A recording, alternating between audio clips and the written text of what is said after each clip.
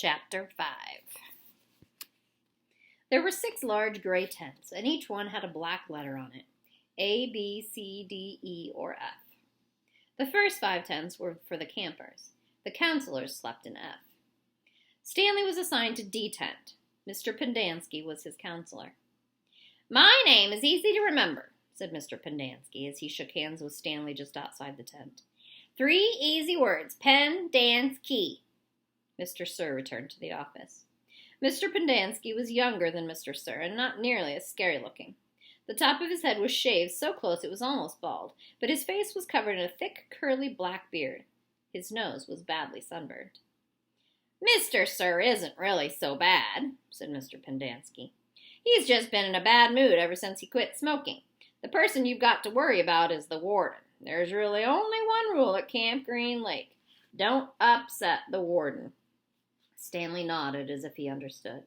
"I want you to know, Stanley, that I respect you," Mr. Pendanski said. "I understand you've made some bad mistakes in your life, otherwise you wouldn't be here. But everyone makes mistakes. You may have done some bad things, but that doesn't mean you're a bad kid." Stanley nodded. It seemed pointless to try and tell his counselor that he was innocent. He figured that everyone probably said that. He didn't want Mr. Pendanski to think he had a bad attitude. I'm going to help you turn your life around," said the counselor. "But you're going to have to help, too. Can I count on your help?" "Yes, sir," Stanley said. Mr. Pendanski said, "Good," and patted Stanley on the back. 2 boys, each carrying a shovel, were coming across the compound. Mr. Pendanski called to them. "Rex, Allen, I want you to come say hello to Stanley. He's the newest member of our team." The boys glanced wearily at Stanley. They were dripping with sweat, and their faces were so dirty that it took Stanley a moment to notice that one kid was white and the other black. "What happened to Barf Bag?" asked the black kid. "Lewis is still in the hospital," said Mr. Pendanski. "He won't be returning." He told the boys to come shake Stanley's hand and introduce themselves, like gentlemen. "Hi," the white kid grunted. "That's Allen," said Mr. Pendanski. "My name's not Allen," the boy said. "It's Squid. And that's X-Ray." "Hey," said X-Ray. He smiled and shook Stanley's hand. He wore glasses, but they were so dirty that Stanley wondered how he could see out of them. Mr. Pendanski told Allen to go to the rec hall and bring the other boys to meet Stanley. Then he led them inside the tent.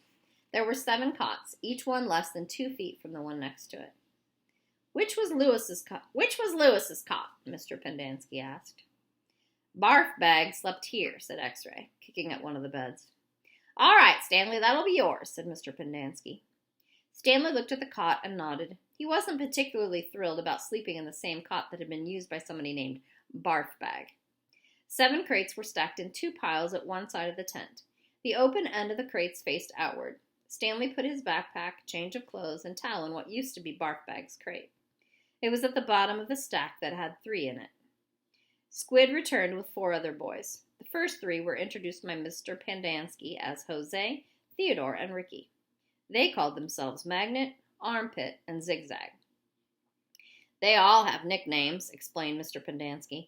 "However, I prefer to use the names their parents gave them, the names that society will recognize them by when they return to become useful and hard-working members of society." "It ain't just a nickname," X-Ray told Mr. Pendanski. He tapped the rim of his glasses. "I can see inside you, Mom. You got a big, fat heart." The last boy either didn't have a real name or else he didn't have a nickname. Both Mr. Pendanski and X-Ray called him Zero. "You know why his name's Zero?" asked Mr. Pendanski. "Because there's nothing inside his head." He smiled and playfully shook Zero's shoulder. Zero said nothing. "And that's Mom," a boy said. Mr. Pendanski smiled at him. "If it makes you feel better to call me Mom, Theodore, go ahead and call me Mom." He turned to Stanley. "If you have questions, Theodore will help you. You got that, Theodore? I'm depending on you." Theodore spit a thin line of saliva between his teeth, causing some of the other boys to complain about the need to keep their home sanitary. "You were all new here once," said Mr. Pendanski, "and you all know what it feels like. I'm counting on every one of you to help Stanley." Stanley looked at the ground. Mr. Pendanski left the tent, and soon the other boys began to file out as well, taking their towels and change of clothes with them. Stanley was relieved to be left alone, but he was so thirsty he felt as if he would die if he didn't get something to drink soon. Hey, Theodore, he said, going after him. Do you know where I can fill my canteen? Theodore whirled and grabbed Stanley by his collar. My name's not Theodore, he said. It's Armpit. He threw Stanley to the ground. Stanley stared up at him, terrified. There's a water spigot on the wall of the shower stall. Thanks, Armpit, said Stanley. As he watched the boy turn and walk away, he couldn't for the life of him figure out why anyone would want to be called Armpit.